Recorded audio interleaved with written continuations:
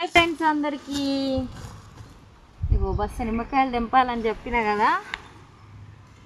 ఇగో నిమ్మకాయలు మరి బస్సు అయితేయో కావో తెలియదు. ఈ నిమ్మకాయలు వేసి అయితే అమ్మనైతే భువనగిరి పంపించేస్తాను నేను.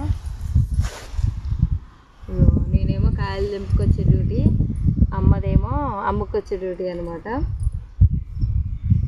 ఇంకా అమ్మని చూపించమని కామెంట్ చేస్తున్నారు. ఇంటికి పోయిన తర్వాత ఖచ్చితంగా చూపిస్తా.